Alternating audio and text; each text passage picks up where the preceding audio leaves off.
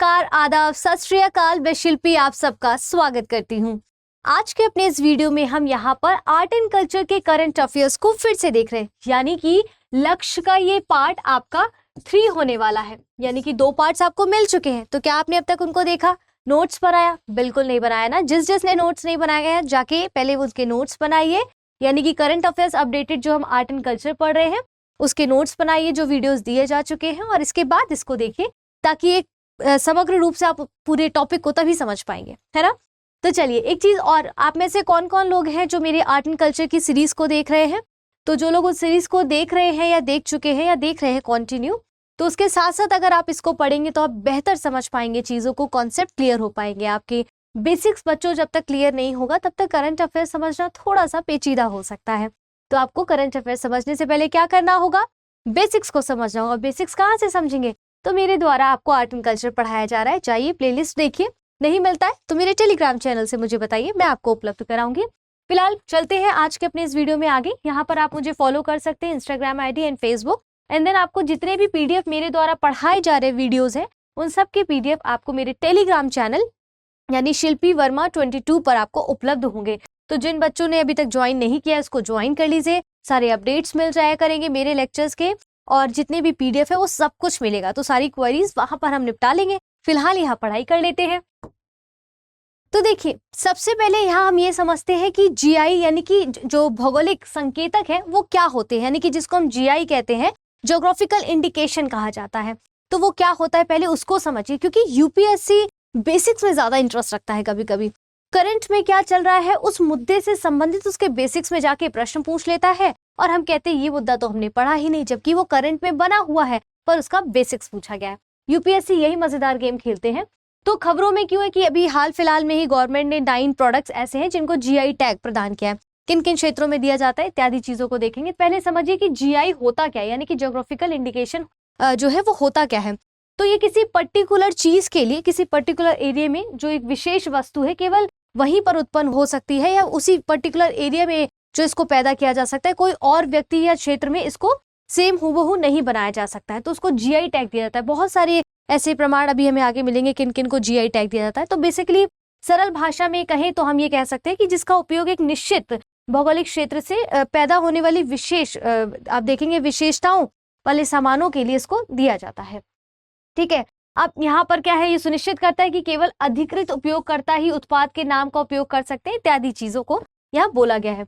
आइए मेन यहाँ पर क्या चीज कह रहे हैं कि भौगोलिक संकेतक का जो पंजीकरण है वो संरक्षण अधिनियम 1999 के दौरान हुआ था, और इसमें भौगोलिक संकेतक जो रजिस्ट्री है चेन्नई के कामकाज का पर्यवेक्षण करता है।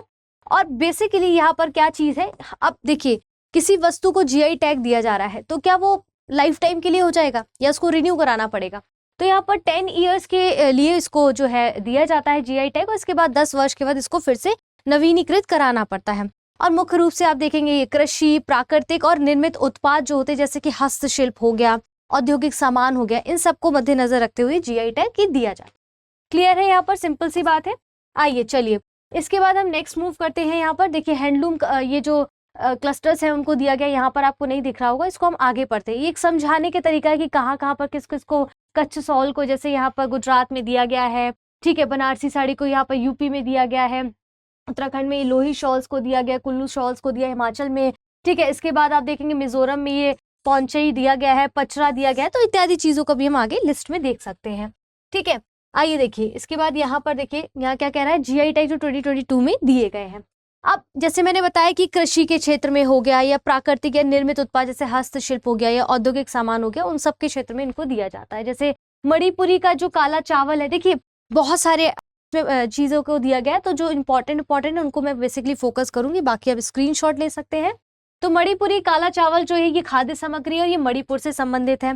जैसे डिंडीगुल ताले जो है ये कहाँ पर ये निर्मित होते हैं, ठीक है, तो ये तमिलनाडु से संबंधित है, तो इसको भी जीआई टैग दिया गया। जैसे कनांगी साड़ी जो है आपका हस्तशिल्प से संबंधित है, ये तमिलनाडु से संबंधित है, किस एरिया से संबंधित है, क्या चीज है वो, उसके बारे में। तो हमें जब जैसे कि पर्टिकुलर एरिया के बारे में कह रहा है तो वहां के आसपास की चीजों को भी देख लीजिएगा, और क्योंकि वहां से भी वो प्रश्न कभी कभी पूछ लेते हैं, ठीक है।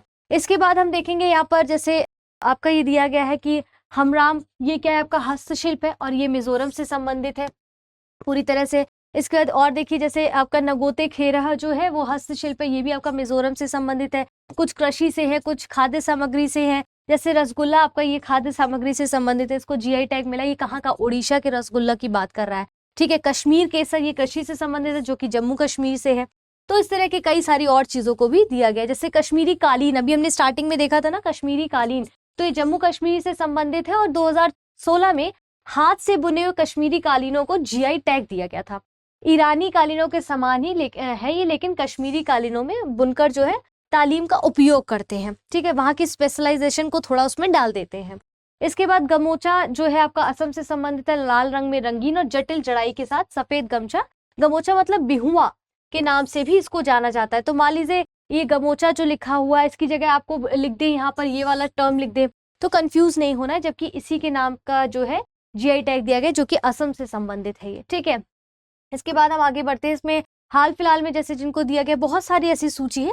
देखिए एक दो बार पढ़ लीजिएगा, अगर याद नहीं रहता तो बहुत ऐसा वर्डन लेने की जरूरत नहीं है कि अरे मैम ये तो याद ही नहीं हो रहा, तो ऐसा नहीं है, ठीक है। तंदूर रेड ग्राम जो है ये तेलंगाना से संबंधित है। क्या है? तो तेलंगाना क्षेत्र के वर्षा आधारित क्षेत्र में पारंपरिक फसल है ये। देखिए अब तंदूर रेड ग्राम एकदम नाम से एकदम इतर लग रहा है, जबकि कुछ और चीज है। तो मिट्टी के खनिजों के साथ साथ उपजाऊ गहरी काली मिट्टी के लिए जिम्मेदार लगभग इतना % प्रोटीन होता है। अब जैसे यहाँ पर काली मिट्टी, दोमट मिट्टी, लाल मिट्टी, इन सब के बारे में पढ़ लीजिएगा, क्योंकि हो सकता है कि वो यहाँ से, मतलब एक तरीका है पढ़ने का कि ये कॉन्सेप्ट क्लियर होगा तभी आप चीजों को अंडरस्टैंड करेंगे, ठीक है। लद्दाख रक्त से कारपो खुबानी, ये देखिए जैविक रूप से उगाए गए सफेद बीज वाले पत्थर है, ठीक है।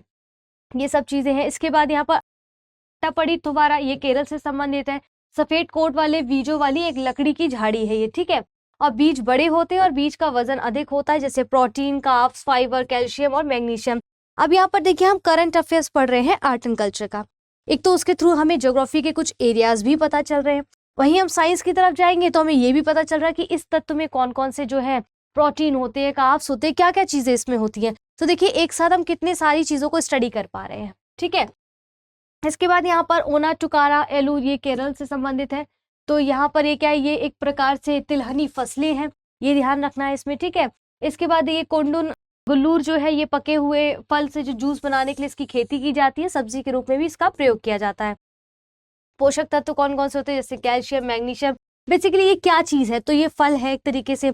नाम देखिए कितना क्लिष्ट लग रहा है ये, लेकिन एक दो बार पढ़ेंगे तो याद रहेगा, या ट्रिक बना सकते हैं हम इसकी, ठीक है। इसके बाद हम आगे बढ़े तो यहाँ पर आप देखेंगे कि जैसे ये सारी चीजें आप देख सकते हैं, एक बार इसका स्क्रीनशॉट ले लीजिए, वरना तो मैं आपको पीडीएफ प्रोवाइड करा ही देती हूँ, ठीक है। आइए चलिए नेक्स्ट मूव करते हैं। यहाँ देखिए थिएटर की बात कर रहा है, ठीक है। तो समाचारों में जो थिएटर अभी बने हुए हैं वो कौन कौन से हैं, ये कई बार पूछा गया है और इम्पोर्टेंट भी है, इस पे जरा ध्यान दीजिएगा। जैसे यक्षगान की बात कर रहा है, ये एक थिएटर है, तो ये खबरों में क्यों है आपका? कहते हैं कि कर्नाटक सरकार के द्वारा पहला राज्य स्तरीय यक्षगान सम्मेलन उडुपी में आयोजित किया गया था। तो ये यक्षगान क्या है, तो इसको हम यक्षगान क्या है इसको समझते हैं। तो आंध्र प्रदेश और कर्नाटक में सबसे पुरानी रंगमंच परंपरा है, ठीक है। इसकी पिक्चर अगर मैंने दी होगी तो बेटर नहीं दी है, चलो कोई नहीं, आप इसको यूट्यूब पे, उस पे गूगल पे सर्च करिएगा। यक्षगान काफी फेमस है, अभी करंट अफेयर्स पे कंटिन्यू बना हुआ है। सबसे पुरानी रंगमंच परंपरा है, विजयनगर साम्राज्य के शाही दरबारों और जकुला वरु समुदाय के द्वारा किया जाता था। अब ये जो फेमस है वो फेमस अभी चर्चा में क्यों है, वो तो है ही इम्पोर्टेंट, उसको थोड़ा भी दरकिनार करते हैं। ये समझते हैं कि किसके द्वारा किया जाता है, किस लिए फेमस है, ठीक है, किस समुदाय के द्वारा किया जाता है। तो ये सब चीजें बहुत इंपॉर्टेंट हो जाती हैं। और वैसे भी जनजाति की अगर बात की जाए, एसटीज की बात की जाए, तो यहाँ पर इन सब चीजों को ज्यादा हमें ध्यान रखना पड़ता है। या फिर हम समुदाय की बात करें तो इन सब चीजों को ज्यादा मद्देनजर रखना है। इसको कैसे हम पॉलिटी के साथ जोड़ सकते हैं, कैसे हम ज्योग्राफी के साथ जोड़ सकते हैं, आर्ट एंड कल्चर तो हम पढ़ ही रहे हैं। मूल रूप से एक एकल कलाकार द्वारा एक वर्णात्मक नृत्य नाट्य है, बाद के रूपों में एक विशिष्ट नृत्य नाटक में और विविधताएं अपनाई जाती हैं। यक्षगान के अगर लोकप्रिय संस्करण कहे जाए तो महाराष्ट्र में ललिता, गुजरात में भवई और नेपाल में गंधर्वगढ़ है, ठीक है। इनके नाटक कौन कौन से हैं लोकप्रिय यक्षगान के, जैसे कि आप देखेंगे अवैया मंत्री द्वारा गरुड़ चलम, श्रींद द्वारा कृष्ण हरि मणि है, रुद्र कवि द्वारा सुग्रीव विजयम है। तो ये थोड़ा थोड़ा आपको एक दो बार चीजों को देखना होगा। बाकी आर्ट एंड कल्चर का जो सीरीज मैं पढ़ा रही हूँ उसमें मैंने आपको डिटेल में चीजें बताई हुई है। ये थोड़ा सा अभी आगे की बात कर रहे हैं, हम इस पे भी जल्द आने वाले हैं, तो अभी तक नहीं देखा है तो उसको देखिए, वहां से कॉन्सेप्ट क्लियर होगा तो ये चीजें अपने आप समझ आएंगी। अब कठपुतली, कठपुतली देख ली अलग अलग क्षेत्रों में। देखिए कठपुतली, चित्रकला, मूर्तिकला, वास्तुकला, ये सब क्या है, अलग अलग तरीके से अपने इतिहास को बताने का तरीका है, अपनी परिस्थितियों को जाहिर करने का तरीका है। कोई मूक तरीके से यानी कि चित्रकला के थ्रू, तो कभी संगीत और नृत्य के थ्रू बताया जाता है, अपनी परिस्थितियों को, अपनी सामाजिक, आर्थिक, राजनीतिक कंडीशंस को दर्शाया जाता है। तो यहाँ पर क्या चीज कह रहे हैं कि कठपुतली क्या है, तो हाल ही में भी एट प्रेजेंट जो कठपुतली कलाकार हैं उनको केंद्रीय संचार ब्यूरो यानी कि सीबीसी ने त्रिपुरा के सभी 8 जिलों में चुनावी जागरूकता फैलाने के लिए कठपुतली प्रदर्शन की एक श्रृंखला का प्रयोग किया है। इसके द्वारा थोड़ा जागरूकता फैलाई जाती है। कठपुतली के द्वारा एक तरीके से ऐसा रंगमंच तैयार किया जाता है जहां पर लोगों को सरल भाषा में, मतलब आम से आम व्यक्ति भी इसको समझ सके, जो नहीं भी पढ़े लिखे हैं या फिर जैसे भी हम कह सकते हैं, तो उनको इस तरह से प्रस्तुत किया जाता है, चीजों को इस तरह से कहानी नुमा इसको दर्शाया जाता है ताकि लोग समझ सके कि अच्छा किस, इसके पीछे की मंशा क्या है, इसके पीछे का टाइटल क्या है, उसके पीछे का उद्देश्य क्या है। तो यहाँ पर वो चीज कही जा रही है। ठीक है, तो कलाकार द्वारा नियंत्रित की जा रही कठपुतली का विचार उत्तेजक तत्व है और एनिमेशन और उत्पादन की कम लागत भी यहाँ पर देखने को मिली है। तो ठीक है, इसमें मेन आप देखेंगे कि कठपुतलियां तो होती हैं, उससे ज्यादा निर्भर करता है कि कौन कलाकार इसको नचा रहा है। ठीक है, तो कहते हैं ना आप कठपुतली की तरह नाच रहे हैं, क्योंकि उसकी कमांड हमेशा दूसरे व्यक्ति के हाथ में होती है। तो यहाँ पर बड़ा मजेदार ये टॉपिक है, इसमें अलग अलग क्षेत्रों में अलग अलग तरीके से चीजें आपको देखने को मिलेंगी। देखिए भारतीय मूल में अगर हम देखें तो मनोरंजन और शैक्षिक उद्देश्य दोनों को मद्देनजर रखते हुए इसके थ्रू कई सारी पौराणिक कथाओं को भी बताया जाता है। ठीक है, जो समकालीन परिस्थितियां उनको दर्शाया जाता है, महाभारत हो गया, ठीक है, इन सब की कहानियों को भी कठपुतलियों के थ्रू ही बहुत बार बताया जाता है। हड़प्पा और मोहनजोदड़ो के स्थलों में भी कठपुतलियां निकली हैं, तो कोई आज की तो नई परंपरा है नहीं। जब हम आर्ट एंड कल्चर पढ़ रहे हैं तो हमेशा याद रखें कि प्राचीन समय में, मध्य समय में और आधुनिक समय में उस पर्टिकुलर चीज है, उस पर्टिकुलर कला का क्या महत्व था, क्या परंपराएं बदली हैं, उसको ध्यान में रख के पढ़ना है। कठपुतली थिएटर के संदर्भ में लगभग 500 ईसा पूर्व पुरानी है। कठपुतली का सबसे पुराना लिखित संदर्भ हमें पहली और दूसरी शताब्दी में तमिल का एक साहित्य है शिल्पाधिकारम, ठीक है, उसमें देखने को मिलता है। इससे आपको संगीत के भी बहुत सी चीजें देखने को मिली है, तो याद रखना है। भागवत में भगवान को एक कठपुतली के रूप में वर्णित किया गया है जो ब्रह्मांड को 3 तारों सत, रज और तम से नियंत्रित करता है। ठीक है, भारतीय रंगमंच में कथाकार को सूत्रधार यानी कि तार का धारक कहा जाता है। ठीक है, कथाकार जो भी सूत्रधार है उसका, जिसके हाथ में पूरी कमान है, उसको यहाँ पर तार का धारक कहा गया है। कठपुतलियों के विशिष्ट रूप से भारत भर में कठपुतली परंपराओं की विशाल विविधता देखने को मिलती है, जिसमें हमने जैसे कि बताया पौराणिक कथाएं, लोक कथाएं, स्थानीय किंवदंतियों की कहानियों को अपनाया जाता है। भाई अब उसके पीछे कोई स्टोरी तो होगी ना, कोई प्रोग्राम आप देख रहे हैं, कोई मूवी आप देख रहे हैं, सबके पीछे एक प्लॉट होता है। वैसे ही कठपुतली का ऐसा थोड़ी ना कि सिर्फ ऐसी बस नचा रहे, साधारण तरीके से देखेंगे तो ऐसे ही दिखेगा आपको, नॉर्मल थोड़े थोड़े ऐसे जगह पे देखते हैं, लेकिन पर्टिकुलर एरियाज में जाके आप जब देखेंगे प्रॉपर उसकी जो पूरा रंगमंच उसका तैयार किया जाता है, तो उनके पीछे एक स्टोरी क्रिएट बिल्डअप होती है, तो वहां पर उसको उजागर किया जाता है। ठीक है, अब इसमें भी कई तरह की होती है, जैसे धागा कठपुतली हम देखें, पुतली होगी, और भी कई तरह की कठपुतलियां होंगी। तो धागा पुतलियां, इससे समझ में आ रहा है कि धागे से इनको कंडक्ट किया जा रहा है। तो जैसे आमतौर पर लकड़ी से छेदी गई 8 से 9 इंच की लघु आकृतियां होती थी। ठीक है, और इसके बाद कह रहे हैं कि अंगों और शरीर के लिए छोटे लकड़ी पाइप रंगीन लघु पोशाक से ढके हुए होते थे। तो जो उनके शरीर होते थे, किस तरह से छोटे छोटे लकड़ियों के पाइप से उनको बनाया जाता था, उसके ऊपर कलरफुल कपड़े डाल दिए जाते थे। जैसे मान लीजिए स्टिक है, अभी ऐसे स्टिक करके नचाएंगे तो अच्छा नहीं लगेगा ना, तो उसको इस तरह से मुखौटे के साथ या फिर कपड़ों के साथ, रंगीन कपड़ों के साथ उसे काफी अट्रैक्टिव बनाने की कोशिश करते हैं। छोटे छोटे आभूषण, अन्य सामान भी उसमें मिले हुए होते हैं। हाथ, सिर और शरीर के पीछे हिस्से में छोटे छोटे छिद्रों को तार से जोड़ा जाता है और फिर उसको ऊपर से इस तरह से नचाया जाता है। ठीक है, इसके बाद इसमें कठपुतली, यहाँ पर देखिए राजस्थान की, अब ये कठपुतली पूरा नाम नहीं, पुतलियां हैं एक्चुअली, धागे की पुतलियां हैं। तो कठपुतली पर्टिकुलर एक क्षेत्र का नाम है, जहाँ क्षेत्र में जो ये फेमस है उसका नाम कठपुतली है। जैसे कि आप देखेंगे उड़ीसा में कुंदई जो पुतलियां हैं उसको कुंदई पुतलियां फेमस है। वैसे राजस्थान की पारंपरिक धागा जो है वो कठपुतली है। ठीक है, तो काठ का मतलब लकड़ी होता है, पुतली का मतलब गुड़िया होता है। ठीक है, पारंपरिक रूप से चमकीली राजस्थानी पोशाक में, अब देखिए अब ऐसा तो होगा नहीं, राजस्थान में जो पुतली की बात की जा रही है उसको यूपी के कपड़े पहनाए जाए, ऐसा नहीं है ना। तो वहां की चीजों को दर्शाने के लिए उसको उसी रंग में ढलना होगा। जैसे आप देखेंगे, जैसे जो व्यक्ति होता है अपने ईश्वर को, अपने आराध्य को उसी तरह से स्वरूपित करने की कोशिश करता है। तो वैसे यहाँ भी है, तो वहां की राजस्थानी जो उनकी ड्रेस है उसके साथ इनको नवाजा जाता है, इनको पहनाया जाता है, उस तरह से उनको क्रिएट किया जाता है। नाटकीय लोक संगीत के साथ इसको बनाया जाता है और पैरों की अनुपस्थिति होती है। इसमें मतलब कलाकार के द्वारा इसको नचाया जाता है। आप देखेंगे कठपुतली जो स्पेसिफिकली अगर मैं इसकी बात करूं तो इसमें आपको पैर नहीं देखेंगे, सिर्फ इतना हिस्सा दिखता है, उसको पूरी स्कर्ट या कपड़े पहना के ढक दिया जाता है। ठीक है, कठपुतली की तार जो है उंगली से जुड़ी होती है, यहाँ से जुड़ी होती है और यहाँ से वो नचाते हैं। तो पूरी तरह से कलाकार जो होता है उस पर निर्भर करता है वो कैसे नचा रहा है कठपुतली को। ठीक है, ये ओडिशा की है, हल्की लकड़ी से बना होता है। ये लंबी स्कर्ट पहने हुए होते हैं, शायद मैंने पिक्चर दिया है, हाँ देखिए ये लंबी लंबी स्कर्ट ओडिशा का है। ठीक है, इस पे लिख देती हूँ मैं, ये ओडिशा का है, ये आपका किसका है, उड़ीसा का है। ठीक है, तो ये आपका उड़ीसा का हो गया है। इसके बाद ये आपका पिछला वाला जो था ये आपका कठपुतली है, ये राजस्थान का है। ये कहाँ का है, ये राजस्थान का है बच्चों। ठीक है, तो कंफ्यूजन नहीं होगा इससे। तो यहाँ पर इस तरह से पूरी कहानी को क्रिएट करते राजस्थानी कपड़ों में, मतलब पीछे पर्दा डाल के इस तरह से इनको यहाँ से नचाया जाता है। ठीक है, और यहाँ पर ये बड़ी बड़ी स्कर्ट पहनते हैं, इसकी एक अपनी कहानी है और अपनी एक विशेषता है। अब इसमें हम धागे कठपुतली में देखेंगे तो गोम्बे यट्टा जो है ये कर्नाटक की पारंपरिक कठपुतली है और पुतली है। तो यक्षगान थिएटर के अलग अलग पात्रों पर स्टाइल किया गया, जो यक्षगान थिएटर है उसी पर बेस्ड अलग अलग जो कैरेक्टर्स है उन पर इसको जो है स्टाइल किया गया, इनको क्रिएट किया गया। अनूठी विशेषता है, एक से अधिक कठपुतली कलाकार कठपुतलियों को सफाई से चलाते हैं। इसमें मात्र एक व्यक्ति नहीं कठपुतली को चलाता है, बल्कि कई सारे कलाकार अलग अलग कठपुतलियों को अलग अलग तरीके से हैंडल करते हैं। ठीक है, अब जैसे यहाँ पर पिक्चर देखिए, इसकी बात कर रही हूँ मैं, तो ये आपका गोम्बे यट्टा है। ठीक है, गोम्बे यट्टा ये जो है, ये पिक्चर आपकी गोम्बे यट्टा की है। यहाँ पर इस तरह से देखिए, देख पा रहे होंगे आप। इसके बाद ये जो है यहाँ पर, ये जो इस वाले में अगर हम पढ़ेंगे कठपुतली में, बोमलट्टम में, ये बहुत विशाल होते हैं, मतलब बड़े बड़े बनाए जाते हैं। ये कठपुतलियां भारत में पाई जाने वाली सबसे बड़ी और भारी कठपुतलियां होती है। कहाँ की, तमिलनाडु की। छड़ और धागा कठपुतली की विशेषताओं को जोड़ती है।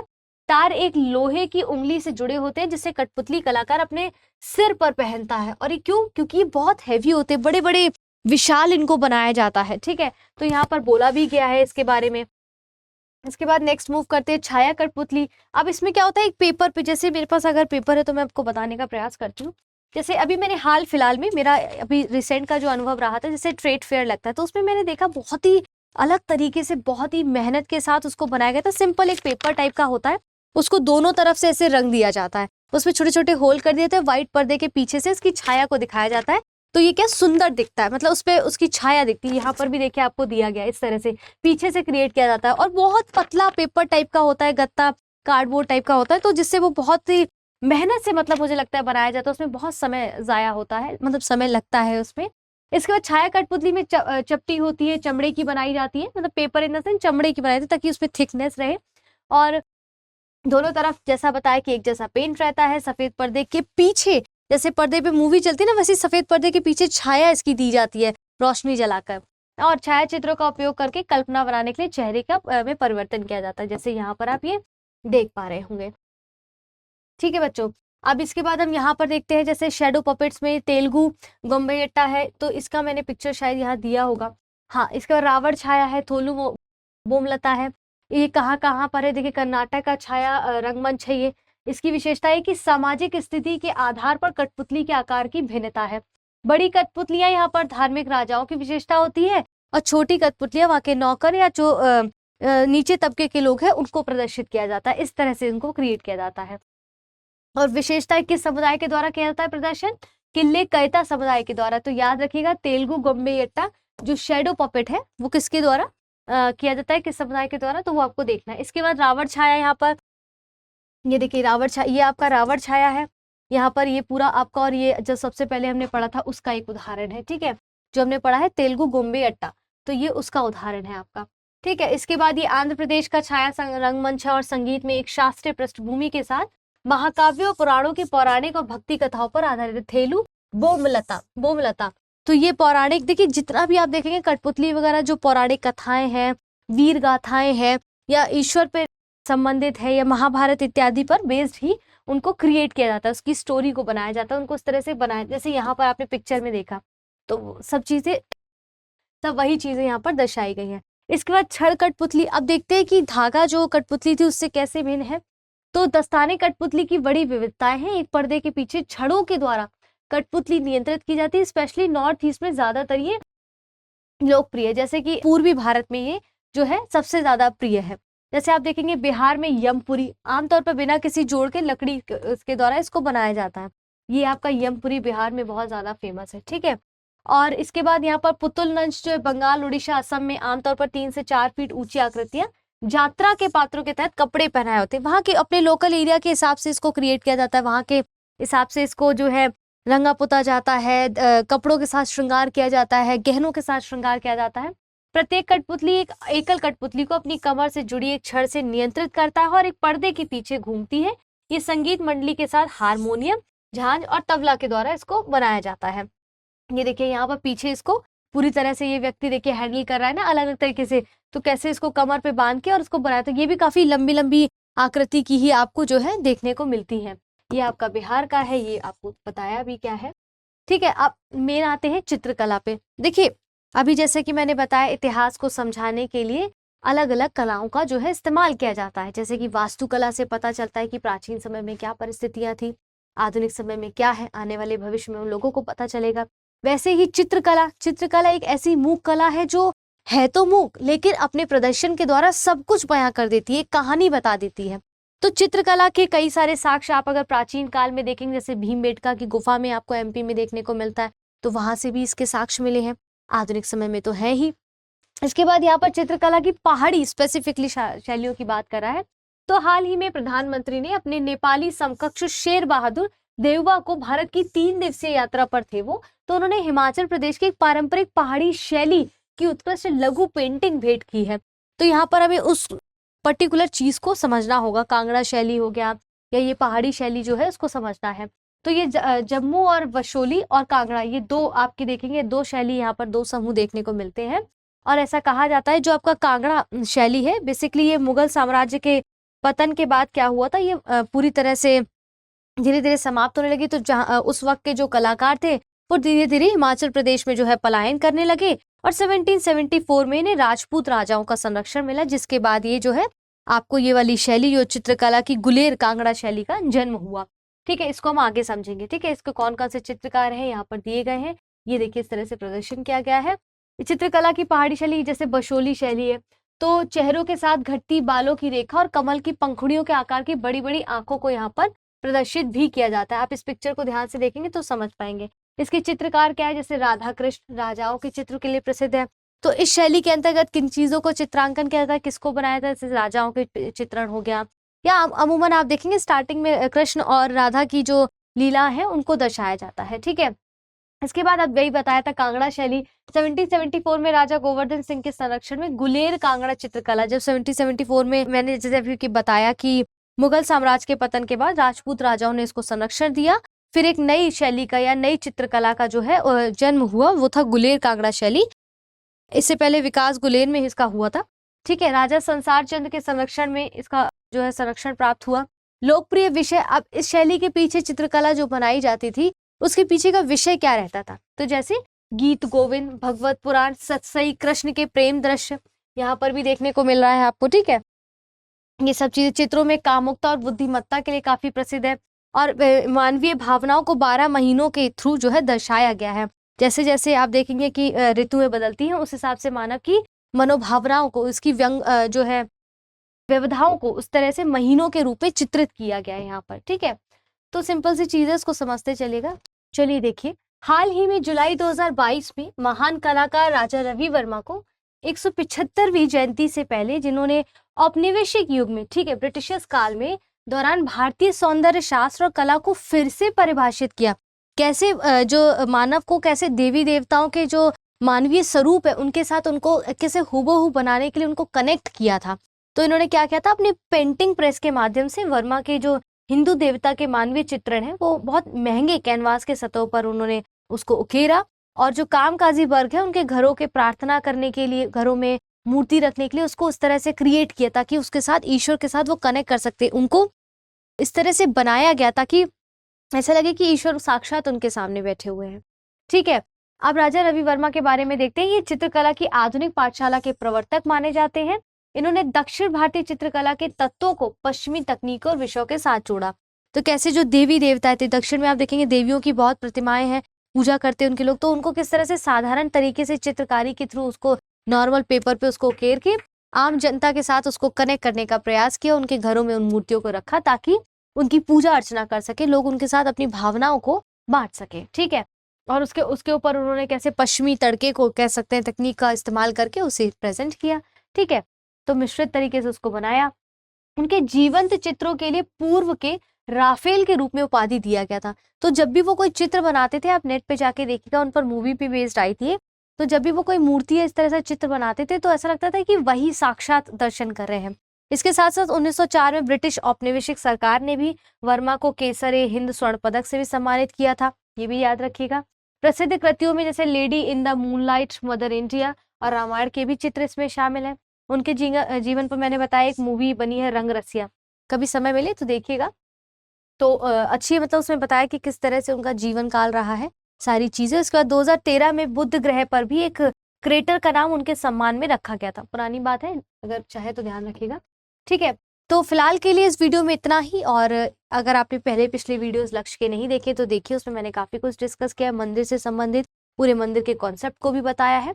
ये तो रही लक्ष्य के वीडियोस की बात, जिसमें हम आर्ट एंड कल्चर का करंट अफेयर्स डिस्कस कर रहे हैं। बट अगर आपको बेसिक्स पढ़ना है आर्ट एंड कल्चर का तो मेरे प्लेलिस्ट में जाइए, वहां पर इन सीरीज को देखिए। नहीं मिलता है तो आप मेरे टेलीग्राम चैनल जिसका नाम है SHILPI शिल्पी वर्मा 22, ये मेरे टेलीग्राम चैनल है, इसको ज्वाइन कर लीजिए। यहाँ पर आपको PDF वीडियो सब मिल जाएंगे। पहले तो कोशिश करिए स्टडी IQ IAS हिंदी के प्लेलिस्ट में जाके आर्ट एंड कल्चर की सीरीज को देखिए, नोट्स बनाइए। कोई चीज़ नहीं समझ आती है तो बेझिझक आप मुझसे यहाँ पूछ सकते हैं। अपना ध्यान रखिए, निरंतर पढ़ते रहे, करंट अफेयर्स के साथ जुड़े रहे। धन्यवाद।